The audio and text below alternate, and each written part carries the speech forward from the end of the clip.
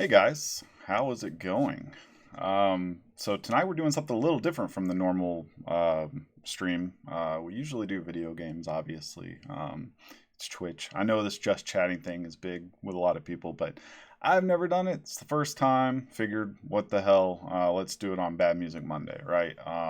So initially I was planning on Bad Music Monday, which I will explain in a second. I was planning on Bad Music Monday taking place over the regular stream, which would be playing a video game that didn't really have anything to do with story. Didn't have to really focus on it too much, but the more I wrote about this, the more I figured it probably should just be its own separate stream, right? So, with that being said, Bad Music Monday is something we will be hopefully doing every Monday on this stream, 10 p.m. Eastern United States time, where we take an album that we've listened to the entire week. And unfortunately, by that, for me, I mean, I've listened to this album at least 6 times this week. That's a lot of Papa Roach for anybody. I think even for fans, that's a lot of times to listen to this album. But we take an album that we listen to the entire week. We break it apart. We decide whether we like it or not. It's usually going to be an old ass album. Sometimes it's going to be new pop stuff. But this time, for the first time, we decided to go with Papa Roach's Infest. This is an album that I have a little bit of a history with, unfortunately to say for me. That means I did like this band. I did have this album in a non-ironic way. I did listen to this album quite a bit. Luckily for me, I escaped by the time the second album came out. Well, the third album, but we'll get to that. This is really the only album I had any experience with, and it's been 18 years probably since I've listened to this album. So that's a long time. It was mostly fresh for me. There was a few exceptions to that. But with that being said, we can get started. So first of all, we're going to be covering the actual band itself.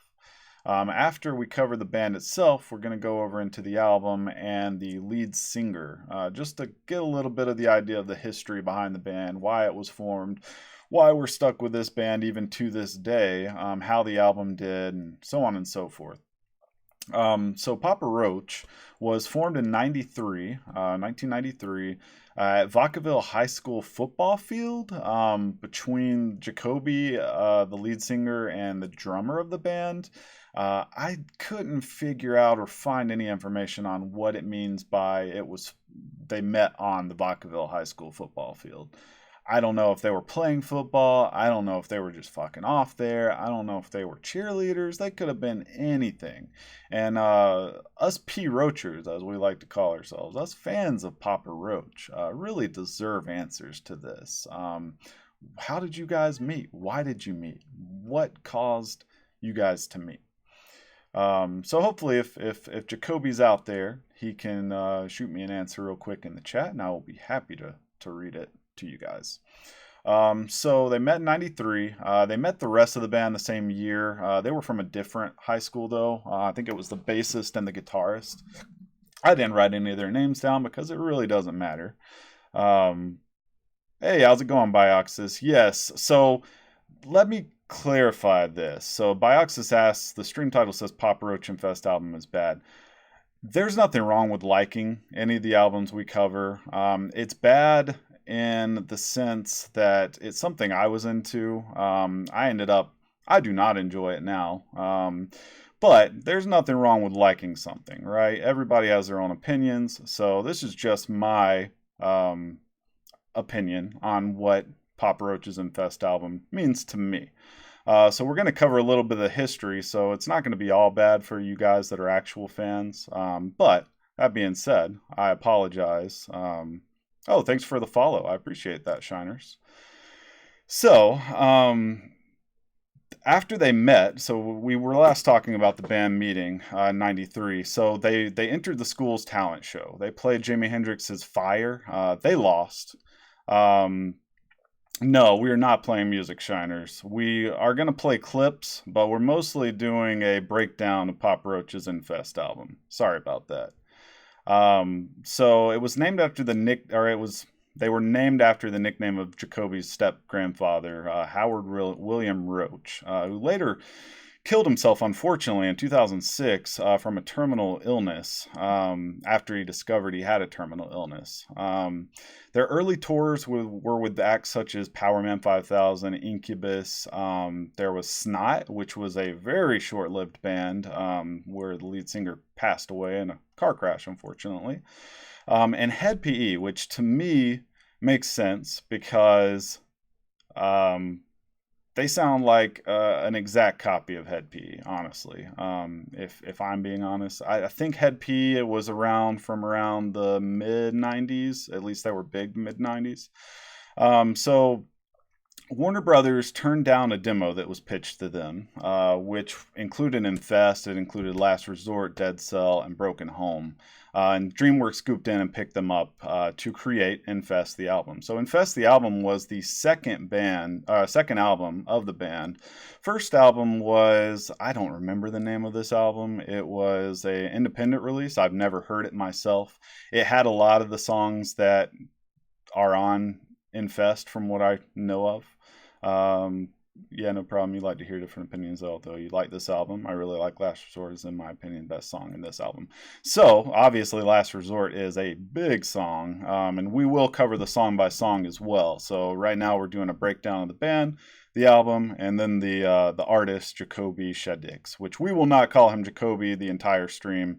We're going to change that here soon, and but we'll get to that. So, now we're going into the album history. So, this album was released in April 2000, which means I was around 13 when this album released. I had this album when it first released. Again, it was the second album, their first major release that was actually on a label. It sold 30,000 copies in its first week, partially because they had already got a big following in releasing self-released EPs. They released like 3 self-released EPs. They blew up in California. And these guys were touring nonstop. Like, that's one thing you could say about Papa Roach, despite whether they're your cup of tea. They worked their ass off from 93 when they first met to 2000, they were touring. And those bands I mentioned earlier, those weren't small bands. Powerman 5000 was pretty big during the 90s. Incubus as well. What's up, Owen? You busy at work? That's cool, dude. Well, this is the stream where I will be talking the whole fucking thing. So I'm sorry. And yeah, anyways. So this album, Infest, went 3 times platinum in the US by July 2001. It peaked at number 5 on the Billboard 200. The band earned a Grammy for Best New Artist, which, means that they blew up at the very least. Like, Grammys obviously have largely been seen as a joke to anyone that doesn't listen to the biggest bands, but that's pretty big for a rock band to make Best New Artist at the Grammys for that year. So, as of 2010, this album has sold over 8 million copies worldwide. That's a lot of money that DreamWorks made that Warner Brothers turned down. That's probably a bit of a sore spot, or it probably was at some point, right? So it only included 3 original songs. As I mentioned, a lot of these songs were taken from independently released EPs. The 3 new songs were Between Angels and Insects, which was originally titled Obsession, Blood Brothers, and Never Enough. So not that much work had to go into this. They just had to re-record these albums, and obviously the 7 years of touring, as mentioned before. This was produced by Jay Baumgardner. He has previously worked on albums with Seven Dust, Drowning Pool, Godsmack, POD, 3 Days Grace, Spineshank, and Orgy. That's a lot of bands that we'll likely eventually be visiting in this series. So look forward to that. Odd that one person produced the entire album to me, as there's definitely some production issues with some of these songs, but we'll talk more on that later. It just didn't seem consistently produced, which might mean that some of these tracks that they re-recorded were actually just re-releases and weren't re-recorded at all. Anyways, it's their best-selling album to date, which isn't too surprising. Obviously, they peaked. Last Resort was a huge track, and ever since, you might have heard a few songs on the radio, but none of them have quite matched that bit of hype, right? So now we'll go into Jacoby Shaddix. He is the lead singer. I'm going to call him Mr. Dick from now on because I'm nasty, as the first song Infest says that I'm allowed to do. He was born in 1976 in Mariposa, California. He has a lot of nicknames besides Kobe Dick.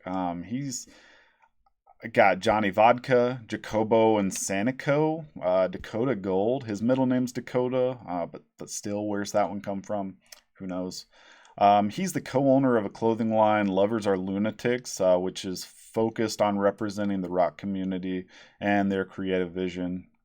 And he hosted MTV's Scarred, which I've never heard of. It's based on a song of his that apparently came out after Infest. It's made up of real life risk takers sharing stories about how they were injured in whatever sport they play, mostly like skateboarders, BMXers, so on and so forth.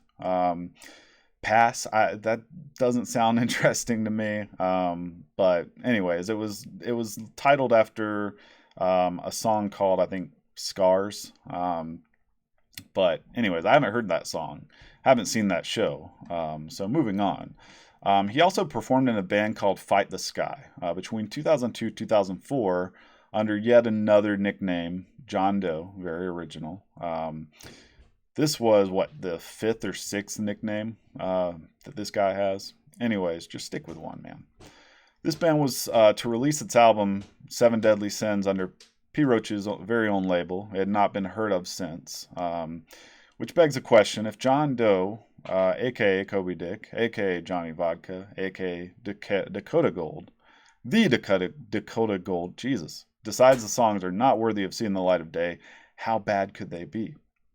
So they apparently recorded this album in 2004, never released it.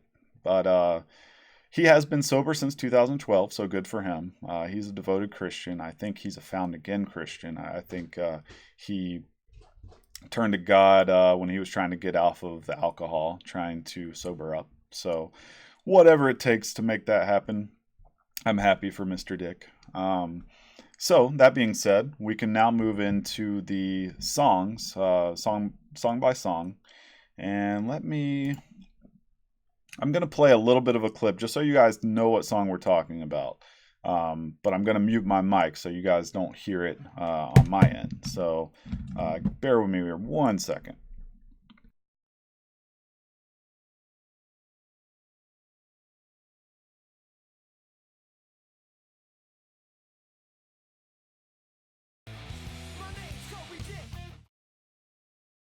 Now, see, I'm glad we got to that part because that is a very questionable lyric.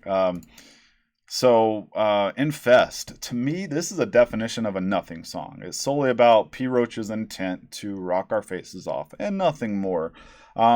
This is made worse to me by the fact that this is what the album's named after. It's the title track, right? So why would you name your album off of a nothing song that basically is just talking about the rest of the album? Now, one could say it's a summary of the album, which is a bit of an argument for why they should have kept this name.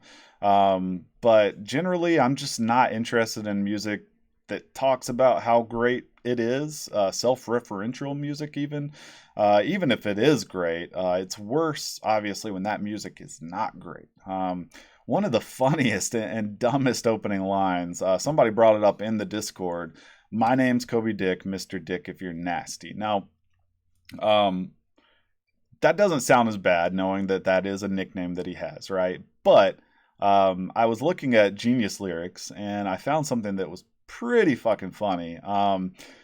This person explains that you can call him Mr. Dick if you're really good at rapping, aka nasty, right? So Mr. Dick is a Charles Dickens character from David Copperfield that some people think was a representation of Dickens himself. If you're nasty is a reference to Janet Jackson's song Nasty. Now, Genius is well known for its ridiculous explanations of songs. I don't think there was anything referencing David Copperfield in this song. I think it was simply him saying that his name is Kobe Dick. He's called Kobe Dick by his friends. They called their original tour bus Moby Dick, I believe. So this was yet another callback to that. And Mr. Dick, if you're nasty, just Mr. Dick if you're badass. Anyways, there's not a lot of reasons to keep talking about that particular line, but it is a line that is noteworthy, and it's cringe inducement, I guess, is the best way to put it. The other line, so there is a line that says, Infest, the theory of my first manifesto. Push your wig back with my lyrical pistol. Blow, now Papa Roach is on your mental, banging like your headpiece, it's just that simple. Cock back and unleash with my physical. This is another one that, let's see, this was, okay, this is the genius annotation for this line. It's a slang term meaning going to beat the crap out of someone. In this case, however, he is going to shoot you metaphorically with his lyrical pistol. Not a typical boast you'd hear from a rock song. Even more surprising, he says this 3 times in a row, changing up the lyrics each time. On the second line, when he shoots you with his lyrical pistol, blow, it causes Papa Roach to stick in your mind, on your mental. But what else is on your brain? Your scalp, on which your wig rests. He then continues on the third line, saying that while he's blowing your mind, you'll be moshing, banging like a headpiece. Finishing off the extended metaphor, he says, cock back and unleash with my physical, indicating that he might actually blow your head off, or at least beat you up. I don't want to be threatened in my music, but you know, obviously that's something for some people. It's a lot of words to just say you plan on rocking and rapping, right? Even if you don't mind the threats, it is literally just repeating that they plan on rocking your face off. Whether they do or not, it depends on the person. They did not rock my face off. They did at one point rock my face off. I will admit. It's not terrible music. The music's not bad. It's not great either. Lyrics are thrown away. They're a little boring, a little embarrassing, and we're moving on to Last Resort. Easily the most popular song of Papa Roach, right? By a large margin. Last Resort is the song you know if you know no other Papa Roach songs, right? So, from an outside glance, this song is pretty simple. It's about confessions of suicidal tendencies, right? Mr. Dick shared the writing credits with 4 other people on this song. I was surprised to learn, which you need to keep in mind during this next part. So, over the years, Mr. Dick and his friends in the band have said many things about this song. They've said many differing things about this song. They said it's about, okay, at first it was about a childhood friend of Mr. Dick's that was going through a tough time, who is doing just fine today, and Mr. Dick is very proud of him. So that's one thing, right? Oh, thanks for the follow, Bioxis. This song was bomb back in the day. Yes, it was. And I'll get to that. I'll get to that. So this song has gone from being about Mr. Dick's friend, right, from childhood, to being about his roommate, right, that ended up killing himself. These 2 things both came from Mr. Jacoby Dick himself. So it was about his childhood friend. It was also about a roommate. And finally, it became about the actual struggle that Mr. Dick found new meaning in while trying to kick an alcohol addiction in the late 2000s. So which one is it, right? The third one isn't mutually exclusive. That one can be in addition to the other 2, right? But the first 2, they seem pretty mutually exclusive, right? It's either about your childhood friend or it's about your roommate. The childhood friend either survived or they died. The roommate died, the childhood friend survived. I'm going to argue that considering how many people have the writing credits, I think it's say that most of this is BS, right? Except maybe that it was about his actual struggle later in life. I'll give that to him. He did have a lot of hardships, from what I read. His wife left him for a second there. She didn't stay gone, but he thought he was losing his kids. So I can get it. Last resort ended up meaning something to him. But those other two things, man, we need the truth, right? Us P. Roachers need to know the truth. We need Mr. Dick to tell us, was this about a childhood friend? Was this about a roommate? Or neither? Um, I I think this is a very catchy song. I find myself singing it when it comes on, and many times long after it stopped, right? Almost to a degree where I convinced myself I was having a real issue, right? Um, this is the song, obviously, that called me to it back in 2000. It was huge. It was everywhere back in the day. It was on MTV all the time, on the radio all the time, heavily edited, obviously. Um, People say it helped them through their suicidal struggle. That's good, I guess, but I don't know what about its anti-suicide. It seems pretty fucking pro-suicide to me. And yes, it is catchy as fucko, and I agree. Um, if you want this song only with a dubstep and a minute and 20 seconds longer version, check out the rework. It's fucking bad. It's horrible. I hate dubstep. So if you like dubstep, you might actually like it. But had this version been released first, I would have never experienced anything about Papa Roach. I would say it it's not good. This version is just not good. I've got another genius annotation here. Let me find it. Um, it all started when I lost my mother. No love for my... No, hold on. I never realized I was spread too thin till it was too late and I was empty within. Hungry, feeding on chaos and living in sin. Downward spiral, where do I begin? So this person, this is just highlighting genius and these geniuses on genius. This person says he didn't realize he was mentally vulnerable until he'd already become numb from the pain, feeding on chaos, which included that he was living in sin, which is usually a reference to living with a woman out of wedlock. He then asks himself the rhetorical question, where do I begin, when telling the story of how he got to this hellhole? I think this person missed the boat on this one. Obviously, I think living in sin was just he was living a life of crime. He was living a life of squalor. I don't think it referenced living with anyone out of wedlock, because why would that lead to you killing yourself?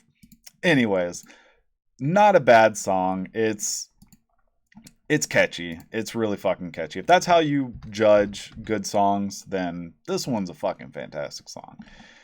But that's not how I judge songs. It's not a bad song though. So moving on to Broken Home. So this one's about divorce. I also three-quarters of the band come from a broken home reportedly. So this song is special in that I actually talked to Mr. Kobe Dick about this song myself in person. I was a little tween. Again, I was 13. Maybe 14, depending on when this was. And I spoke with Mr. Kobe Dick about this song at Ozfest 2000. I had him sign a shirt of mine. I had a Papa Roach shirt. I believe they were all wearing gas masks, and I had Papa Roach in big letters. It was a giant fucking shirt. I was a tiny little boy. I should have been wearing like smalls. I was wearing extra larges. And liked them baggy, and had Mr. Kobe Dick sign this, had the rest of the band sign this. I spoke with him personally.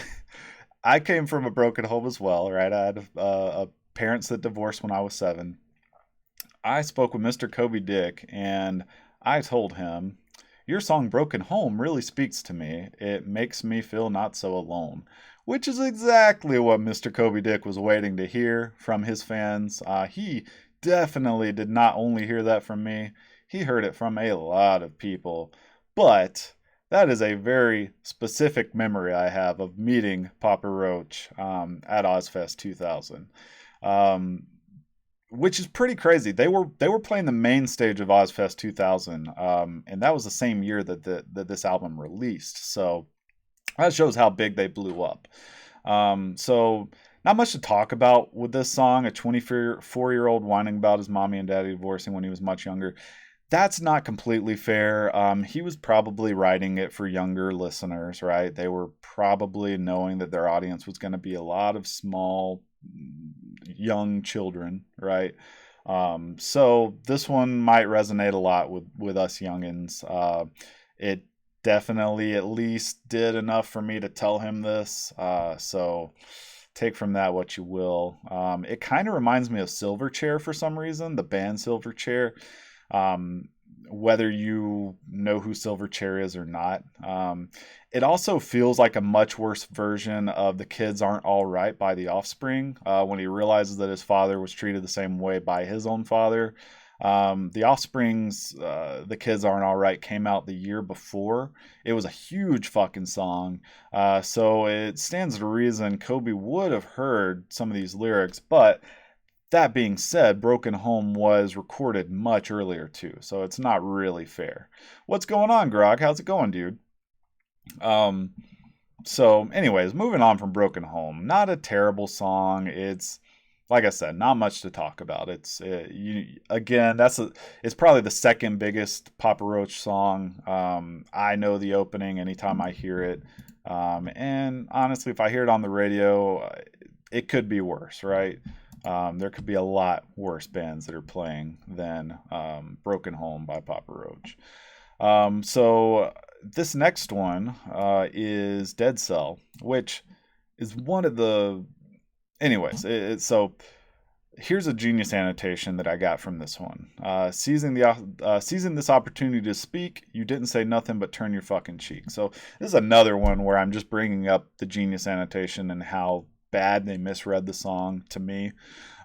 This one says Kobe is saying that he gave this person chance to talk, and all they said to him was to turn the other cheek, which to him is equivalent to giving up on life, being a dead cell. He inserts fucking to display his disapproval of the phrase, as he wanted something more real out of them. So this one had a lot of religious references, not just Christian. There was a bit of Rastafarianism, surprisingly. Um, and yeah, I did meet Jacoby Shadix, Mr. Dick. I met Mr. Dick myself. I shook Mr. Dick's hand. I met him the same weekend I met Chester and Mike from Lincoln Park. Met them all, man. I got to meet them all. So lucky was I. And we will be covering Lincoln Park in future episodes, I'm sure. Um, Anyways, we'll go back to Dead Cell. So, a lot of religious references. Christian Rastafarianism, again, surprisingly. He also seems to reference a Rastafari song while also mimicking a Rastafari accent, which is a little meta. And to me, it shows that they put a little more thought into some lyrics than others. As far as I can tell, this song is about some things being forgivable and some not. It also spends time reflecting on societal guilt a bit by way of what we choose to ignore in our everyday lives, but not in a meaningful way, right? There's a lot of bands that cover that same stuff, and they do it a little bit more tactfully. Um, it's an okay song. It's a rock song. It's just chugging guitar. It's more of the same, right? But I did think the Rastafari call was surprising. It was very strange. It seemed to call. Yeah. Anyways, look into it. It's Dead Cell by Papa Roach. It There's no way it can be referencing this song, but the Rastafari accent was a little weird. The next song is Between Angels and Insects. This is the first song on the album that was brand new. Everything else was on an EP, so this was one of three that was brand new. It was originally called Obsession. Um, this is also the beginning of a ramped up form of bad, to me. All of the catchy parts are kind of done for a little bit on this album. Um, this song was highly influenced, inspired, copied by, from Fight Club, copy of a copy of a copy, right? Deals with the same themes of anti-materialism in an extremely poorly worded manner to me. It could be mistakenly thought that this is more religious references in Buddhism, because it's close to what's outlined in the songs. But again, Buddhism is more from Fight Club. there were a lot of parts of Fight Club that were calls to Buddhism. So that's where those religious references seem to come from to me. Really hard to wrap your head around now that these guys are all millionaires. He's talking about take his money, take his possessions. He doesn't need that shit, so on and so forth. Phoned in, chugging, guitar chugging, and repetitive riffs. Mr. Dick's vocals are very annoying by the time you get to this song. If this isn't your thing, I know we got at least one fan in the chat room, so apologize for that. It's not the worst on the album, but it's getting there. It's close. I think Grog said this was one of his least favorite in the Discord. It's kind of like philosophy for middle schoolers is what I wrote. It's not good, right? The lyrics, the lyrical content, it's just, I don't know. It's just Fight Club, basically. Fight Club for beginners. So one of the quotes I wrote down was take your money, burn it up like an asteroid, which doesn't work because asteroids don't burn up. Meteorites would probably have been a better line. Take your money, burn it up like a meteorite. Or just don't put that line in there. Just move on. You agree, you think Between Angels and Insects has a Buddhist message? Yeah, exactly. So that's about it. Change that line and it'll be a little more accurate, but still not a great song to me. So the next song is Blood Brothers on the album. It's kind of forgettable, honestly. And you know what? I'm doing a really bad job here because I'm not playing what I said I was going to play, which is shitty of me. So hold on one second. I'm going to play a quick clip of Blood Brothers.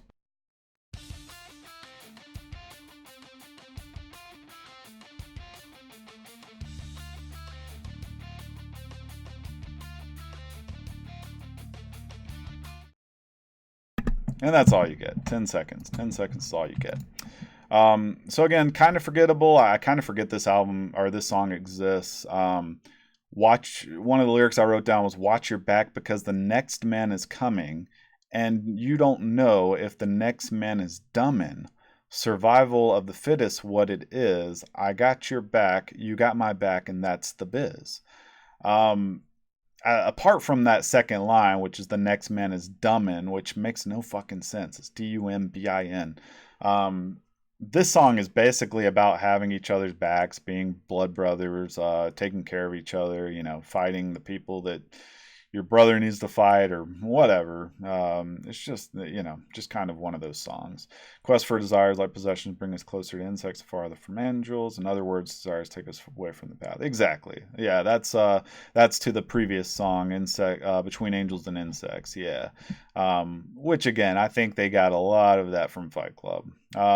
So Blood Brothers appeared on Tony Hawk's Pro Skater 2. So that's pretty interesting. I don't remember that song appearing on there. I remember that soundtrack being pretty big back in the day. I don't remember. Fuck, I should have looked up what year Tony Hawk Pro Skater 2 came out. I know it was around then, but yeah, that album or that song was on there. The word kill appears 38 times, despite it being about friendship, I guess. Just a fact about it.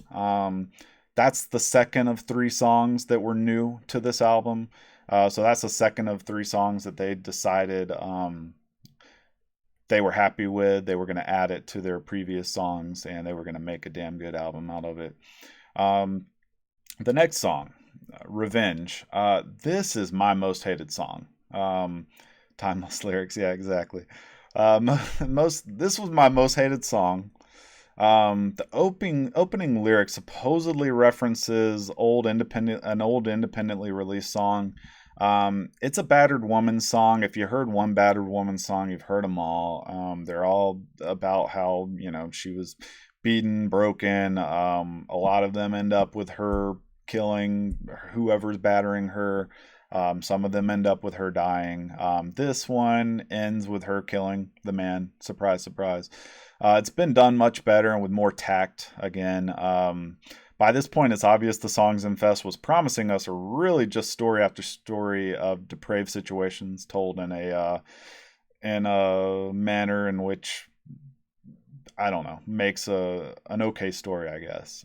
By the end, the woman kills her man. The rest of the song warns us to be careful around her, which seems a little misogynistic. I don't know, painting the woman as the bad guy. It also could be seen as empowerment. I don't know how all that shit works, right? But I know I'm not a fan of this song. Here's a lyric I wrote down. You see, she can't live with him and can't live without him. Stress got her down. She needs to deal with her problems. While the drama gets deeper, I put on the reefer. She took the last step and sent his ass to the reaper. Chaos is what she saw in the mirror, scared of herself and the power that was in her. It took over and weighed heavily on her shoulders. Militant insanity is now what controlled her. I think I put this down solely for the while the drama gets deeper, I put on the reefer. That's a pretty embarrassing lyric. It's also embarrassing. I didn't mention this earlier, but Papa Roach put a roach on the album cover to differentiate to distance themselves between drug related roach meanings, right? So apparently they were a little bit of wimps or something. I don't know what the word is. Apparently they were a little standoffish when it first came out. So they wanted to distance themselves. But anyways, I thought that was a weird lyric. While the drama gets deeper, I put on the reefer. She took the last step and sent his ass to the reaper. What is he in this? I believe he's the one that runs away with her at the end of this song. It's kind of, I don't remember the end of the song, but I'm pretty sure that the narrator runs away with this woman after she murders her abuser. And anyways, that's all we got. So Snakes is another Nothing song. There is record scratching like a motherfucker in this song. It's a major part of the song. It is a fucking instrument, these record scratches. It's a badass song meant to be a threat towards someone that the singer perceives to have slighted them. I think I read it was about thievery. I don't know. It could be about anything, really. It's just I'm going to beat your ass. You better watch out for me. By the end, there's no telling what Mr. Dick is saying at all. By the end, he even says, "What the fuck is up?" That's the last lyric, as if confused by what he's saying. It devolves into something that I could not find on any lyric sheet. The last little bit, the last what bridge or stanza or whatever the fuck. Yeah, it doesn't have lyrics as far as I know. It's just him mumble rocking or something. Anyways, this highlights a big issue with the album that I had, where I sometimes don't even know what language Mr. Dick is singing in. It's really hard to differentiate real words from other words in his songs. This weird fucking accent that he uses the entirety of the album, I just don't get it. I don't know where it came from. I don't know why he sings that way. He doesn't talk that way. So I have no fucking clue. But at least it doesn't start with Remember the Girl twice, which is how the previous album started, Revenge. What is his accent? I don't know. I'm a little offended by it. I don't know if it's cultural appropriation or what. It's just hard to say for sure. It doesn't sound like he's speaking naturally, Mr. Dick. I think he picked this accent up from somewhere, and he had some friends that told him it was okay, or at least didn't stop him from using this accent. Nobody was there to tell Mr. Dick, "Hey man, maybe you should just sing with your regular voice." If I were Mr. Dick's friend, I would tell him that. I would be the one. I should have told him when I met him. I should have told him when I shook his hand, "Hey dude, just be yourself. Just be yourself, Mr. Dick. We want to hear your real voice.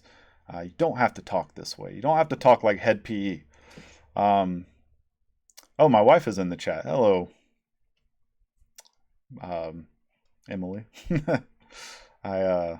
Anyway, sorry, I don't know how long ago that came up. So Never Enough's the next song. Here's a lyric from it. Never enough, do I deserve what I got? In this entire song, we don't know if he deserves what he got, right? We don't know what he got, so we can't determine whether he deserved it or not. It could It could be a good thing. Did he deserve what he got? Like, he's living in a mansion and he's wondering, hey, did I actually deserve this? Like, am I worthy of this mansion? It could be a bad whiny thing. I'm going to lean towards the whiny because Mr. Dick has shown himself to be quite a whiner throughout the whole album. So I'm thinking he's saying, does he deserve what he got? Like the bad stuff in life? Did he deserve for his father to not care about him or whatever he sings about in Broken Home? Whether that was him or not, again, that was written by three people. So there's no telling if his father actually didn't enjoy him or not. I would love to speak to Mr. Dick's father if he's still around. If he's not, rest in peace, Mr. Dick Sr. So yeah, we need to know what they got to decide if they deserve it or not. Then I can answer him. Right now, I'm just gonna have to go with it. I don't know, man. I don't know if you deserve what you got. I wish I did. If it's a good thing, I say you deserve it. If it's a bad thing, then maybe not so. I don't know. That's how the world works. You almost wish we could get Mr. Dick's usual vocals on this track. This song is particularly whiny and nasally, displaying a factor, a characteristic that we could have been, that shows us we could have been in a much worse situation reviewing this album, right? If it had been an entire album of these vocals and never enough, oh my God, this was not a good track, not a fun track to listen to. It was definitely a skip. If there's a skip on this entire album, if there's only one, it might be this one. Moving on. Binge, as the song title says, and as we did mention, Mr. Dick is he has been sober since 2012, so he's going on year 7. Well, probably year 8. This song, Binge, is about alcohol addiction. It's not fun. It's not fun to listen to. It's not something you I guess it's good for addicts or people who are going sober to hear someone else going through it. But it doesn't make for a fun or good track. It's a little confusing as well for this very reason. He's referred to as Little Boy the entire album, which just kind of reminds me of Always Sunny. It's really weird that someone with a drinking problem would be referred to as a little boy. It could, I guess, be his mom talking to him. It makes me feel weird every time he refers to himself as a little boy. I don't think I like it. Little baby boy, exactly. What's up, May? Thanks for the raid, dude. Um, so yeah, this one is weird. There's a forced rhyme on here I wrote down. I am on a binge. I wish things could change. I wish they'd rearrange. To clarify, the whole album's been a little forced rhyme-wise, but this is just the time to mention it. But that's not the problem I have with it. It's mostly the little boy thing. It has been a while, May. Were you just streaming? Actually, you were just streaming. You were streaming Ocarina of Time. That's right. How'd that go? So next track, Thrown Away.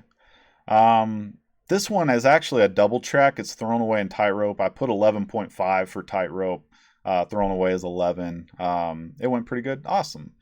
So yeah, we're doing a new thing, May. We're just reviewing an old, in my opinion, not very good album from 2000. Papa Roach's Infest, as the title says. Welcome everyone on May's stream. We do this every week. This is the first time we've done it. Next week is going to be Puddle of Muds Come Clean, as requested by Grog. I've never listened to that one, so this one I had heard before, so I know a little bit more about this one. So Thrown Away is number 11. It begins with I Am a Mess, which finally, some honesty, right? It's one of the worst tracks. I've got a Genius annotation here. If it'll pull up when I click on it, it only does it the second time when I click on it. I need to know this by now. So this one's a little funny. mostly, and I wish you guys could see this picture.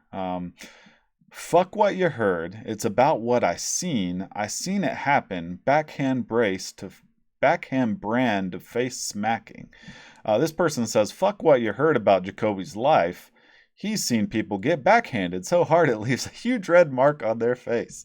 He repeats, I seen, in order to develop the second line's cadence, which mirrors the violence of the lyrics through staccato delivery of stop consonants. I am going to hop over to the Discord real quick, and I am going to post this fucking picture because this picture is pretty fucking funny. Let's see. Got to do this Discord thing real quick. And you guys can follow the Discord. It's down there. The link is down there. You can find it in my info. And it's an open link, so feel free to jump in if you want. I am posting this picture right now. Here we go. It's a pretty good picture. I like it. I think it's the best thing about the song. So what's up, Ghost Recon? Yeah, dude, Bad Music Monday. It's where we review old albums, and it's a new thing. We're doing it every Monday at 10 p.m. Eastern, and review old albums, just kind of talk about them, the history of the band, the history of the album, history of the music, and talk about the music track by track. We listen to it the entire week. This week is Papa Roach's Infest. I've listened to this damn thing 6 or 7 times. I don't know how many. Way too much. Way too many. Now let's see. Is this whispering or screaming in this song? I'm hearing. I think it's both. It's so poorly produced that if it's screaming, it's as quiet as a whisper. But what I was listening to it one more time before I got on stream, right? And I think it's alternating whispers and screams, which is really fucking weird. I don't know why anyone would do that. Whispering in general is a weird thing to do on a song. It's especially weird if you're going from a whisper to a scream. Now, the other possibility is it's a whisper meant to sound like a scream, which is something when I was a kid, I was always kind of wondering if that's what some people did, if they whisper, if they screamed by whispering. I don't think they do, though. I think I was just a fucking idiot. But a quote from here is, I am a mess. I've made a huge mess. I can't control myself. I'm losing it. I've lost it. I've spilled all my marbles, which is just a terrible lyric. It's not a good lyric. Another lyric, because I see you inside of me, sometimes I want to be thrown away. A hyper spaz, S-P-A-Z, and that is me, which is another confusing and terrible lyric. What does that mean? I see you inside of me. I guess maybe he's talking to his mother or his father, and he's saying, I see a little bit of you inside of me. That has to be it, right? I don't know what this damn song's up is, but I did find somebody on Genius to sum it up for us. So since I could not find a summation for this song or any sort of interpretation of my own, here is Pattern Twig from Genius. This is a good one. Tightrope, it's called, and in my opinion, it's one of the best songs ever written.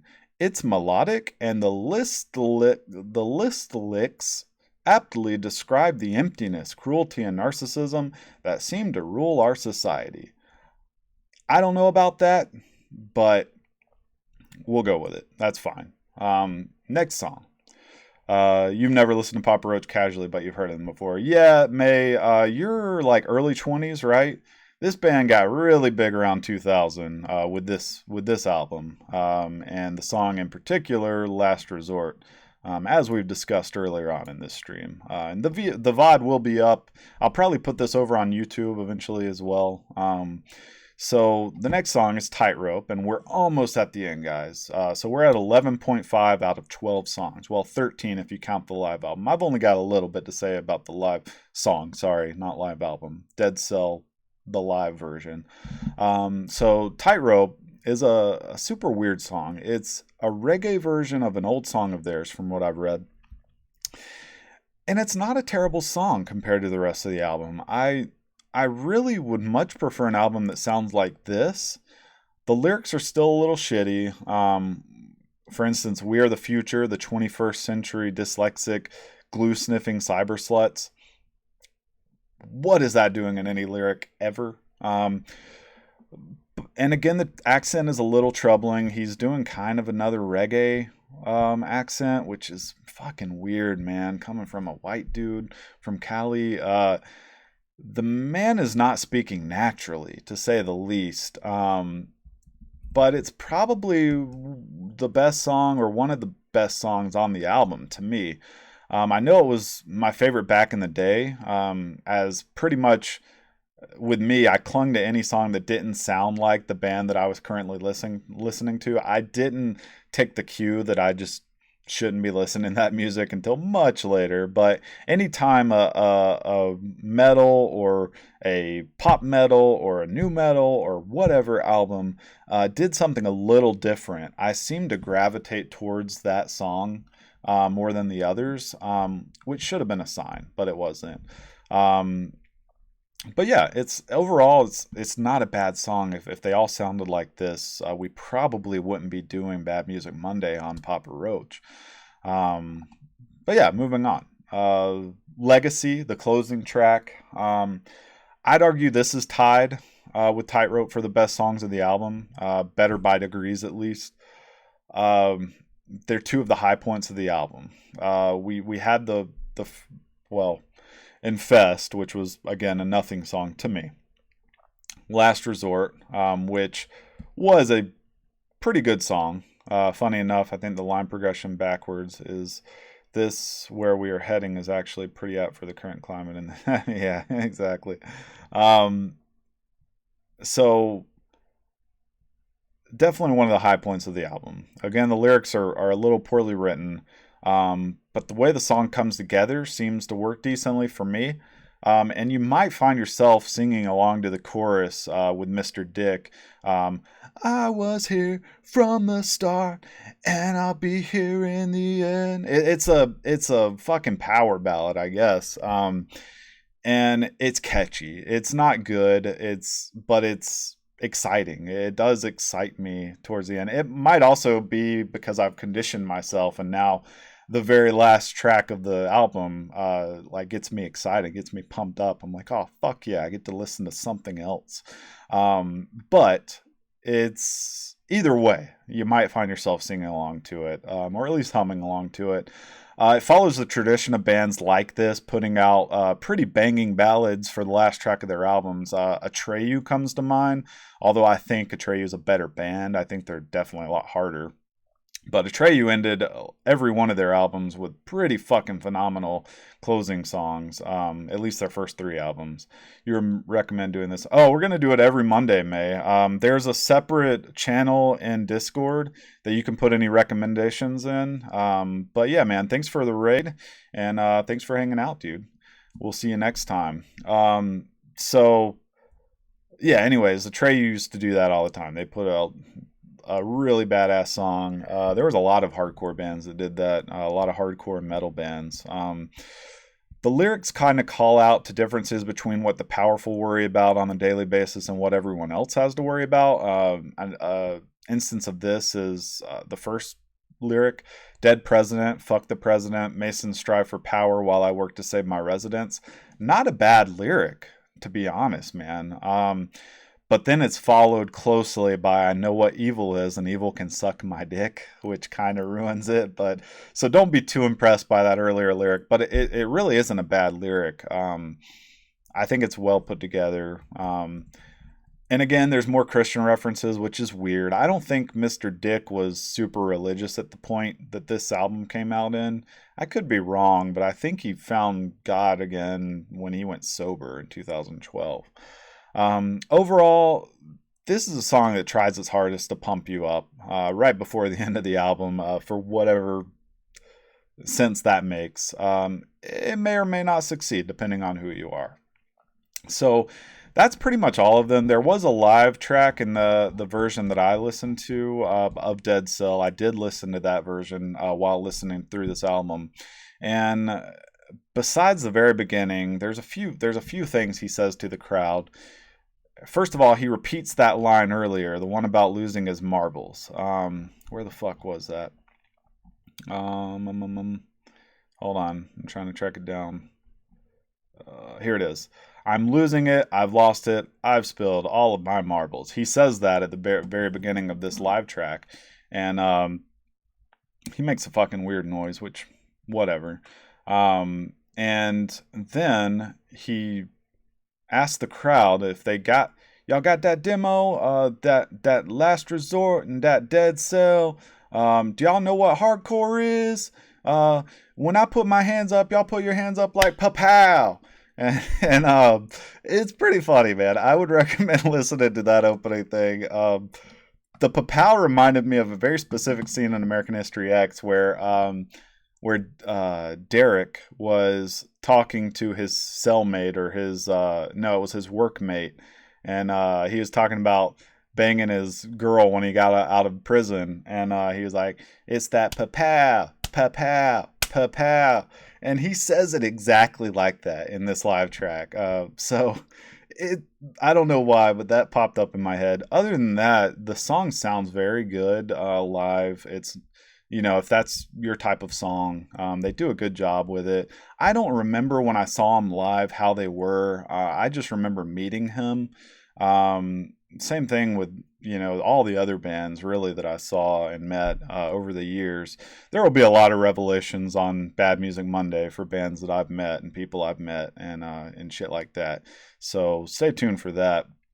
But I don't remember how they were then. That was early in their career. I assume they were on top at that point. They had been touring for 7 years, so they had to be pretty good at what they did, whether you like what they did or not. So the album as a whole, I picked this album because it's not the worst we're gonna get, right? It's okay. It's not the worst thing ever. I will never listen to it again. I never listened to it from 2001 up until now. You remember that scene? Nice. Yeah, that's a great movie. But yeah, I won't listen to this album again, most likely. But you can get worse. Off the top of my head, Disturbed is a much worse band. Korn, even, I would say, is probably worse. Although Korn's a little more memorable, right? I think Mr. Dick has a lot to owe to bands like Red Hot Chili Peppers, just like most new metal, Rage Against the Machine, Head PE. Again, I mentioned that earlier. They sound a lot like Head PE. They toured with Head PE. So Limp Bizkit, right? A lot of unfortunate bands they have to owe to that. I read something recently where Mr. Dick said that Fred Durst is to blame for the desurgence of new metal. That Fred Durst was an easy target that people could make fun of, and he made it real easy to make fun of him. But he still held the utmost respect for Mr. Durst and so on and so forth. Again, Limp Bizkit's going to be in the future of this fucking stream. I promise you. Bad Music Monday. It's coming up. But yeah, anyways, Papa Roach's Infest was a nice little toe in the water to test how this is all going to go, right?